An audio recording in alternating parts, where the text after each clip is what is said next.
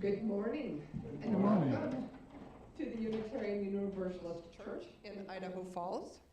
My name is Annette Lovell, and I am your worship associate today. And we are bringing you this service with our media tech, Vic Allen, and our Reverend Minister, Kevin Carson.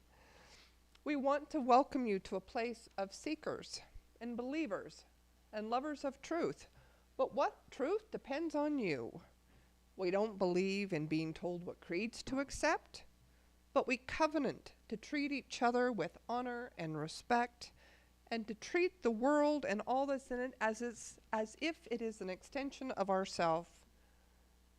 We strive to constantly learn and grow and care for one another. So I'm going to go a little bit out of the order of service, but I want to read our covenant together out loud. You'll find the words in your order of service. This says what we are striving to be as a congregation. So please read along with me. Love is the spirit of this community, and service its law. This is our great covenant, to dwell together in peace, to seek the truth in love, and to help one another. It's always nice to start our time together with a few announcements. There are very few today. So first of all, if you're joining us online, please sign into the chat box so we can see who's joining us. And if you have a joy, a concern, or a sorrow, please put it in the chat box. If you have a joy, concern, or sorrow here in the congregation, there are pieces of paper at the back of the sanctuary you can write your notes on, and we will read them later in the service. Really, the only announcement today is the soup social that we had last month, 6 weeks ago or so, was so successful, we decided we're going to do another simple dinner together, another little social. So it will be in a little shy of 2 weeks. It will be May 31st at 6 o'clock. We're going to do a potato bar instead, and the worship team is going to host it. So there is a sign-up sheet over on the table. If you would like to attend, please sign up and let us know how many people. Very important, because unlike soup, we need to know how many potatoes to bake. So that should be a fun evening. So hopefully we'll get a large crowd to join us. It should be fun. And last thing, just make sure you turn off the ringer on your cell phones. We'd hate to have that fun interruption today. So, are there any other announcements? It was a pretty light week. Great. Okay, so let us prepare for worship with a few moments to just settle in, calm our hearts, our minds, and our breathing. Let go of unreachable expectations placed on yourself by others and those you place on yourself. Sit and listen to your breath. Let go of shame or guilt and open yourself to the possibilities of forgiveness and love. Sit and feel your breath. Let go of the mistakes you made yesterday. Let go of the things you might dread about next week. Just sit and be here in this moment. Take the time to breathe deeply and consciously, and I will bring you back. I will ring the peace bowl 3 times.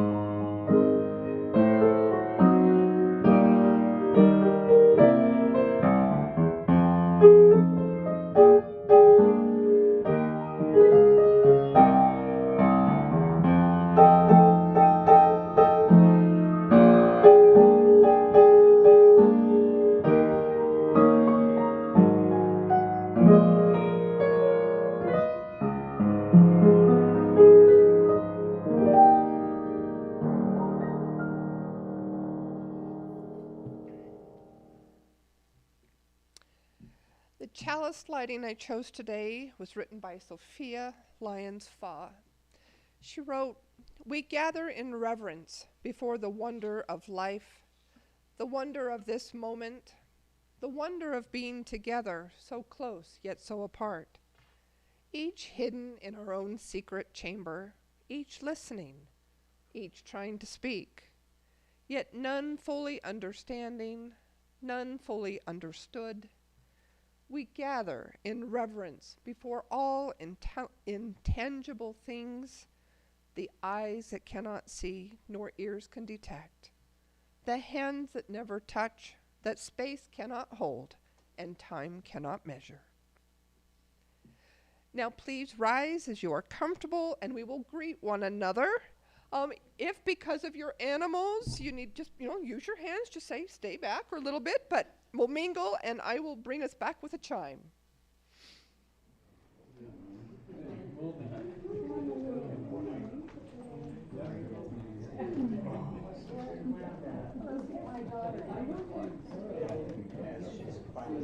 Hi there. How are you? Good morning. Yes, you are. Good morning.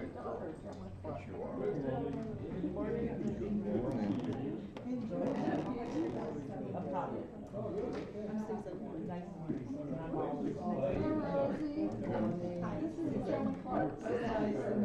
morning. That's funny. Are you doing physical therapy now? Right now, Yes. I hope. Yeah. Good morning. I'm sorry. Hey, good morning, Molly. Good morning. Hey, good morning.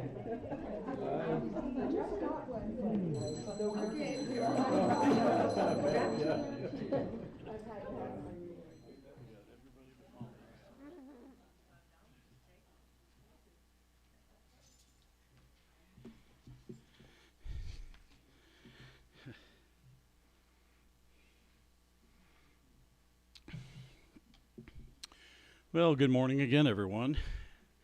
Our call to worship this morning is the poem The Peace of Wild Things by Wendell Berry. When despair for the world grows in me, and I wake in the night at the least sound, in fear of what my life and my children's lives may be, I go and lie down where the wood drake rests in his beauty on the water, and the great heron feeds. I come into the peace of wild things who do not tax their lives with forethought of grief. I come into the presence of still water, and I feel above me the day-blind stars waiting with their light. For a time, I rest in the grace of the world, and I am free. I invite you now to rise in body or spirit and join in singing our opening hymn, number 42, Morning So Fair to See.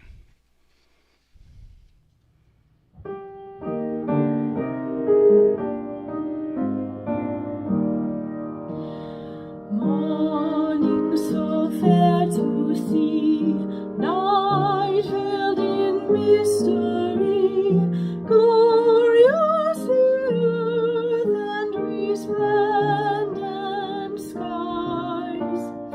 Pilgrims we march along, singing our joyous song as through an earthly paradise. Tall are the verdant trees, deep are the flashing seas, glorious each wonder the seasons bring. Brighter is faith's surmise, shining in pilgrim eyes, from which our waking spirits spring. Age after age we rise, 'neath the eternal skies, into the light from the shadowed past.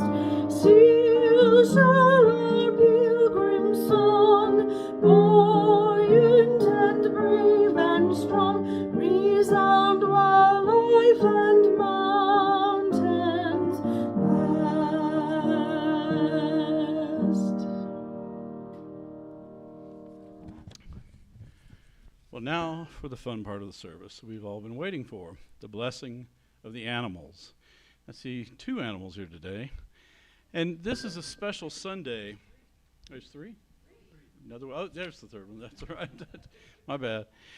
Today is a special Sunday because we've invited our beloved animal companions to join us for our worship service and be blessed by our community. They bless our lives every day. So it is good to recognize them and thank them for the joy and comfort they bring to our lives. As I move around the room and meet the animals, please join me to bless them with the words printed in your order of service. I'll start with my own so she won't be too jealous. So, why don't you introduce our dog? All right, this is Edka. She's an Alaskan Malamute, and she's about 3 months older than Toot, and she likes to sing. I'm surprised she hasn't been singing along already. So, Atka, we honor and bless you as a unique and beautiful creature.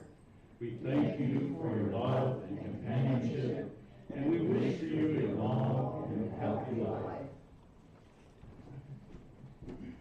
You introduce? Why don't you tell us about your dog? Hi, this is Freya. And what kind of dog is Freya? French Bulldog. Cute.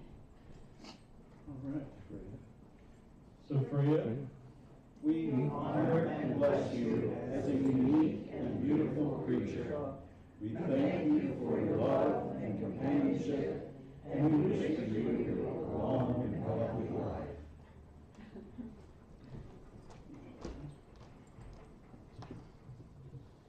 And this is Apollo. He is a Havanese, and he's 3 years old. Well, Apollo, we honor and bless you as a unique and beautiful creature. We thank you for your love and companionship, and we wish you a long and healthy life.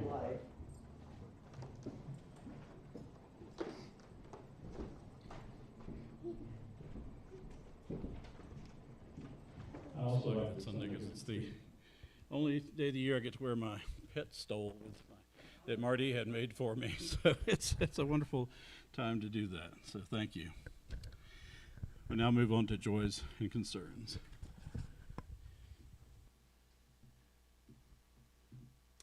Yeah, this is our time to share joys and concerns.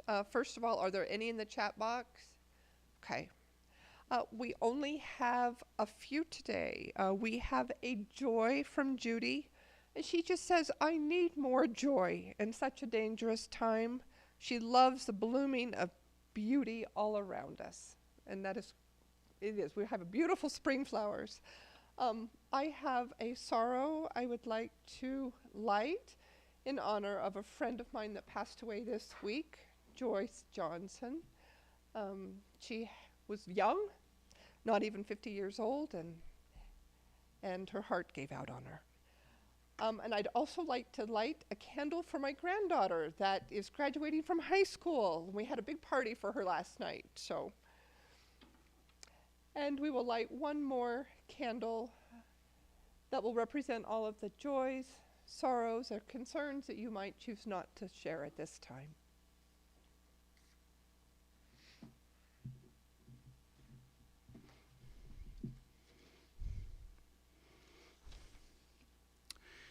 Our reading this morning comes from the book Chasing Dr. Dolittle, Learning the Language of Animals by Kon Slobodchikov.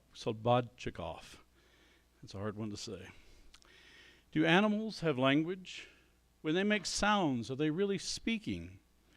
Can you imagine how the world would change if we found out that they really do have something to say? People have long been fascinated with the idea that animals can talk.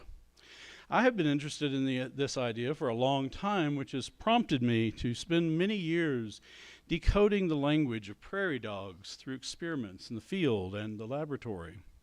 As far back as 2,500 years ago, Aesop's fables featured animals talking to one another. Even today, we might watch two dogs barking and think they might be talking about how strong and fierce they are, or they might be telling each other about the humans they have to live with. We have longed to know if there is any meaning behind the barks, meows, whistles, raised feathers, chemical sprays, and other elements that are grouped by scientists into the general category of animal communication. When our cat looks up at us and meows, wouldn't it be wonderful to know what the cat means? And when we tell our darkest secrets to our dog, wouldn't it be wonderful to know that our dog really understands us like no human friend could?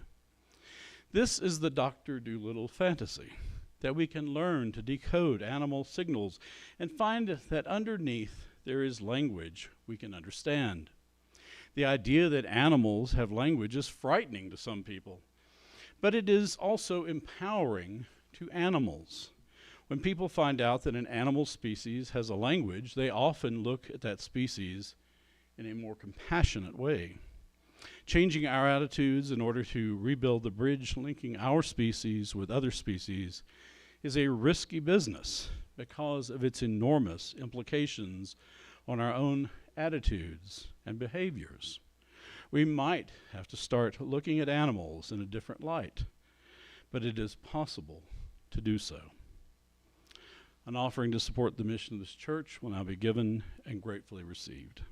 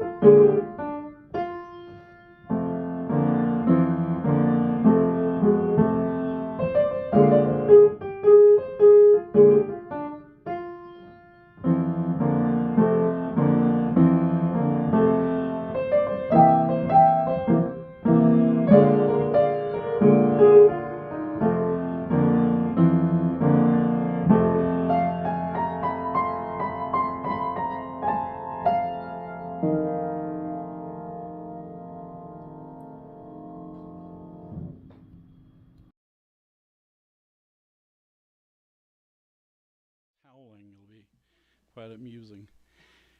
One of the first movies I can remember seeing as a child was the original Dr. Dolittle starring Rex Harrison, which was released in 1967.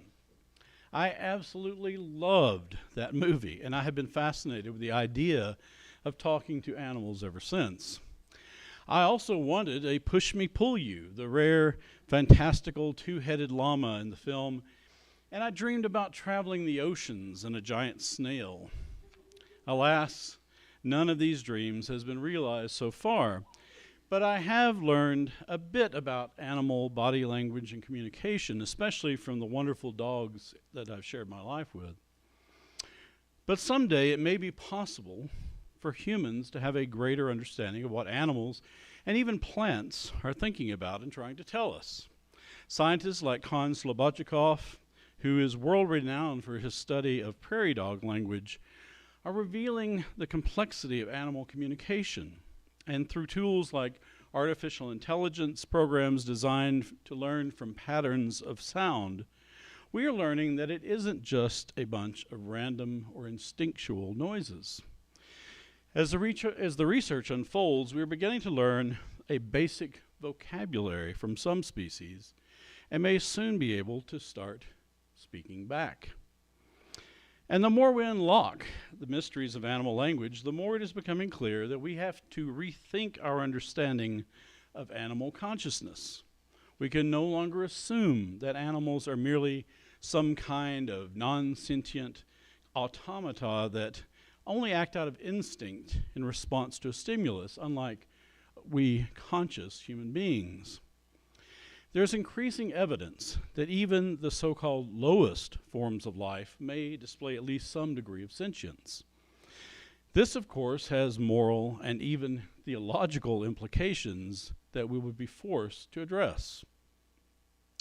Two articles related to this topic recently came to my attention. One was sent to me by your former interim minister, Reverend Jackie Ziegler, published on the Hill website on April 19th, 2024. It is titled, "It is irresponsible to ignore widespread consciousness across animal world, dozens of scientists argue," by Saul Elbine.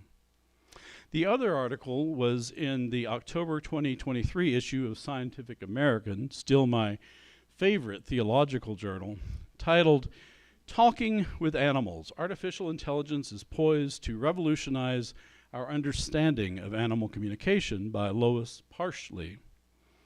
The first article, which focused more on policy and ethics than on science, was a report on a recent scientific conference on animal consciousness held at New York University, and more specifically, on a document produced at the conference called the New York Declaration on Animal Consciousness. As the article describes, this declaration was not intended to be a comprehensive treatise on the state of current research on animal consciousness, but rather as a means to express the general consensus among the attendees in order to raise awareness and further the discussion. Like most documents of this sort, it was controversial and difficult to wordsmith. And even though it was only 3 paragraphs long and contained very conservative language, not everyone at the conference signed the final draft. Several dozen leading researchers did, however, and as Elbine writes in the article, decades of literature now show strong scientific support for the idea that mammals and birds are conscious, and the realistic possibility of consciousness in creatures from reptiles to octopi, crabs, and insects. As long as such a possibility exists, the signatories agreed we should consider welfare risks and use the evidence to inform our responses to these risks. In other words, the weight of scientific evidence points to animal consciousness far beyond being the unfeeling, unthinking beings that Western civilization has assumed for centuries. And this is something we should think about in forming policies on the ethical treatment of animals, whether they are wild or domestic. We should be morally bound to err on the side of caution as the science develops. This may be a little unsettling for many people, especially for those of us who continue to eat animals. But at the same time, it is important that we refrain from over-anthropomorphizing animal consciousness. It is one thing to acknowledge that animals feel pain and have some thoughts and emotions similar to our own, and we should always try to treat them in a way that mitigates their suffering. But the complexity of conscious thought and emotions must certainly be proportional to the complexity of their brain structures. It is hard to imagine, for example, that an oyster or a lobster sits on the seafloor pondering its own mortality or the meaning of life. But anyone who has enjoyed the companionship of a pet does not need science to tell them that animals have thoughts and feelings.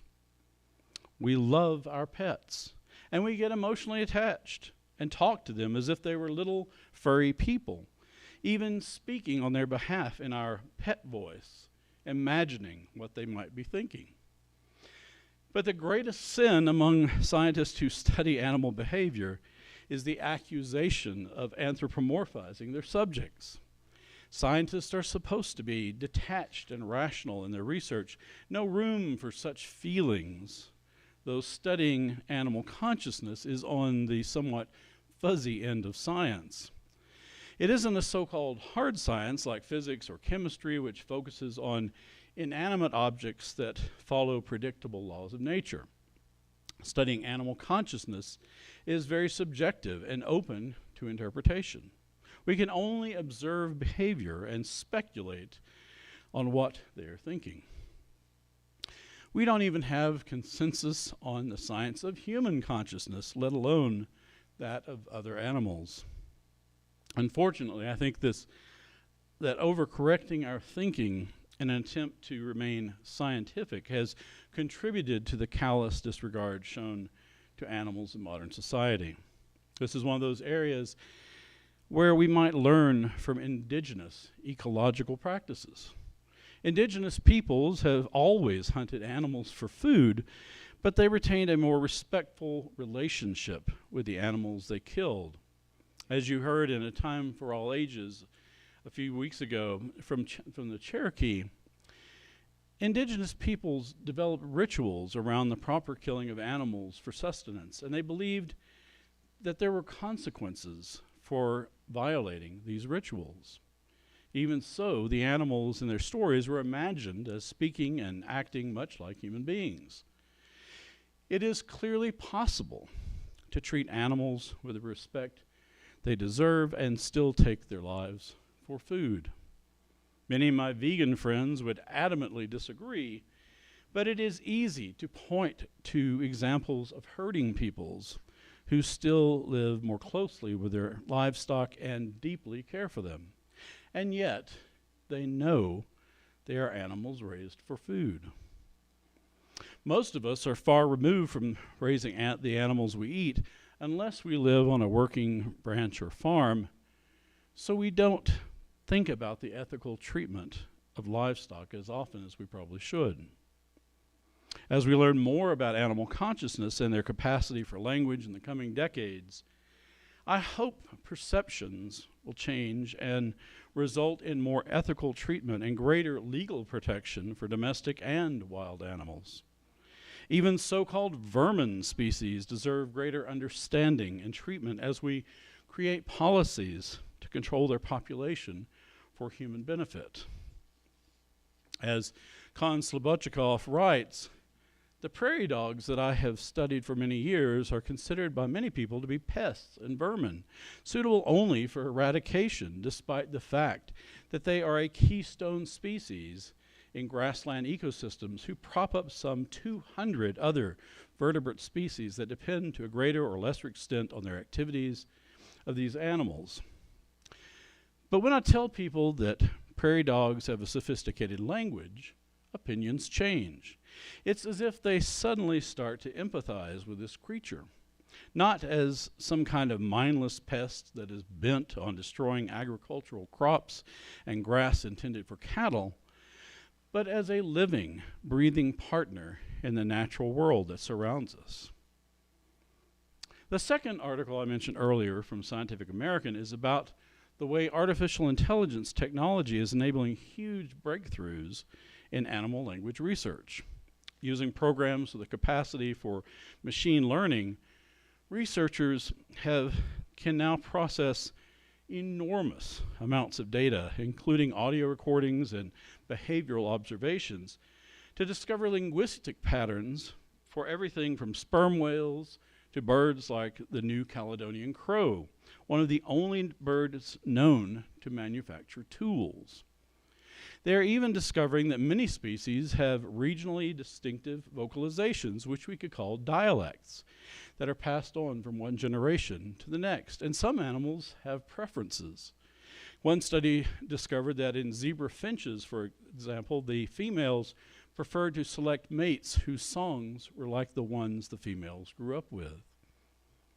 It is not far-fetched to think we may someday be able to create dictionaries of animal languages and be able to communicate with them on at least some rudimentary level.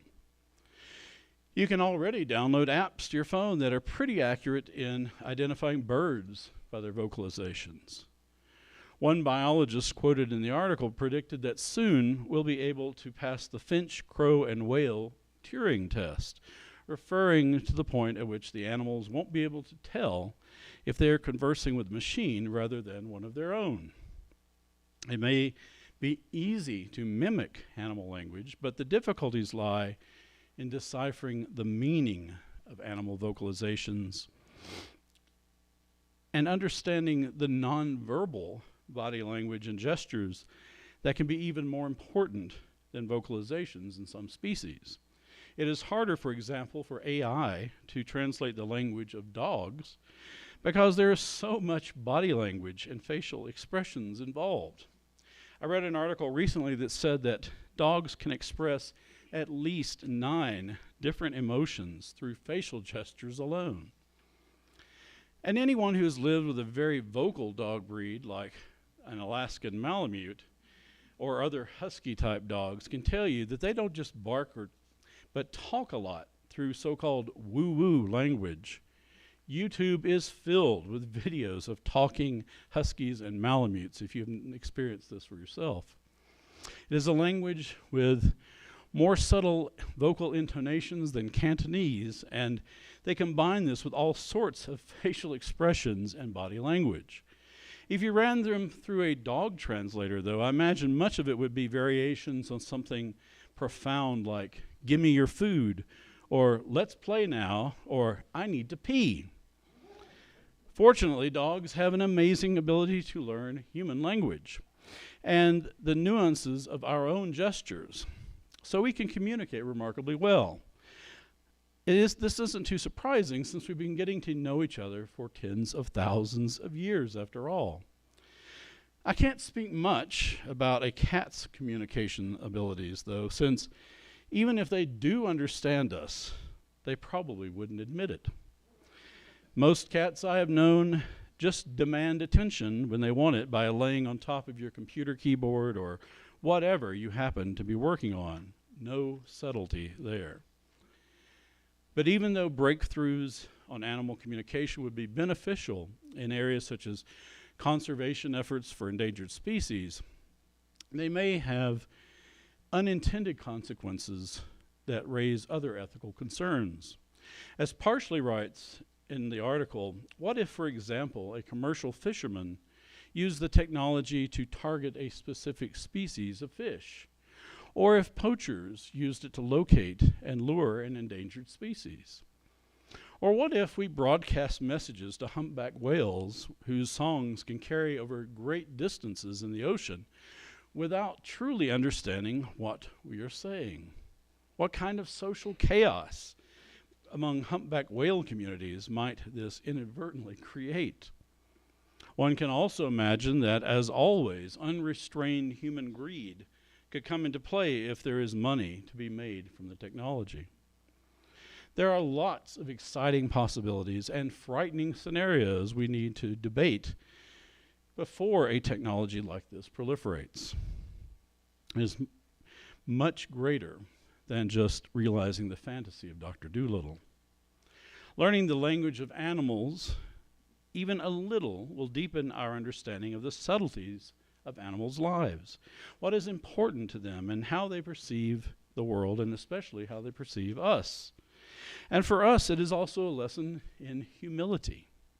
We can no longer brag incorrectly about being the only species with the power of language.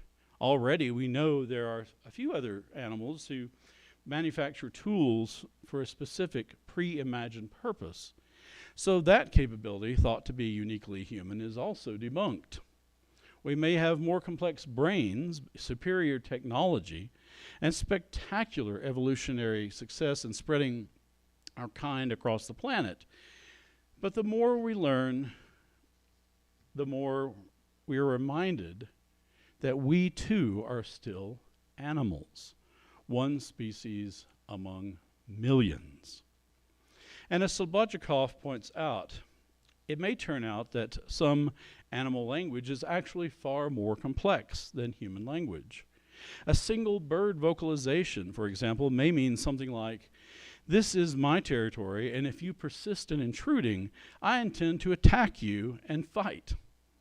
He also suggests that many animals may have a very different way of thinking than humans, something more akin to the way Temple Grandin described her autistic way of thinking in pictures. There's just so much left to learn about animal consciousness and communication. So much beauty, wonder, and awe awaits our discovery. We may never be able to have a conversation with animals in the traditional human sense or know what they are thinking about most of the time, but we might be able to communicate in a way to understand expressions of their emotional states, such as "I'm sad," "I'm happy," or "I'm afraid." It will then be up to human beings to decide what to do with this information. Maybe we will be moved to better moral behavior toward animals and a greater appreciation of our connection to them. And I hope this is the case. One of the core principles of our Unitarian Universalist faith is respect for the interdependent web of all existence of which we are a part. Recognizing that we are in a web of relationships with other animals and a host of other species is not only a scientific fact, but fundamental to our theology. The love at the center of our faith extends beyond our fellow humans to the more than human world. Science is confirming what we already knew about animals in our hearts, that they share some degree of consciousness and language capabilities with us, whether they are among the simplest organisms or the larger brain species more closely related to us. We can dream about being able to grunt and squeak and squawk with the animals like Dr. Dolittle someday, but we can already love them and treat them with the kindness and compassion they deserve today. So let us hold these fellow earthlings in our hearts today, especially the beloved pets who share our lives and the pets we have loved who have passed on. Animals enrich our lives in so many ways. I invite you now to rise in body or spirit once again and join in singing our closing hymn, number 175, We Celebrate the Web of Life.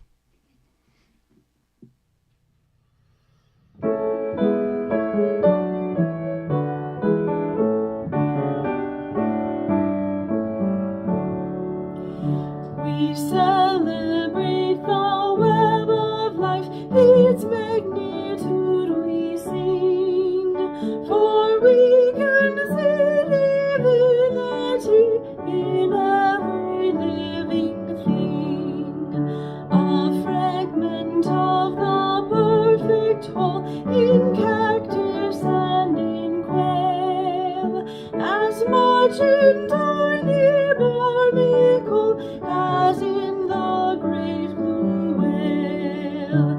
Of ancient dreams we are the sum, our bones link stone to star, and bind our future worlds to come with worlds that were and are. Respect the water, land, and air which gave all creatures birth. Protect the lives of all that share the glory of the earth.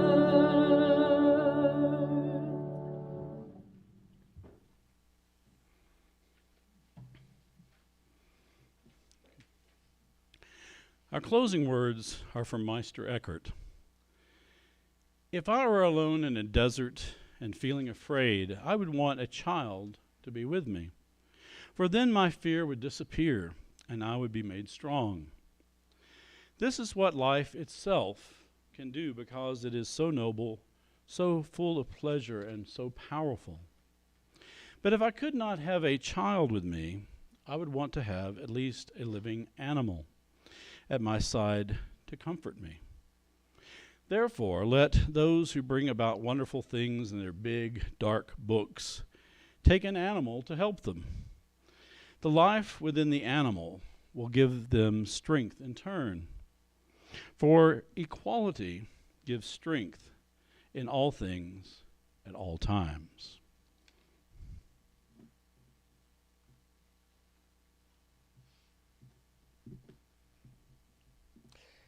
We will now extinguish our chalice with the words written in your order of service. Please read with me. We extinguish this flame, but not the light of truth, the warmth of community, or the fire of commitment. These we carry in our hearts until we are together again. It's time for our postlude. Be safe and be well.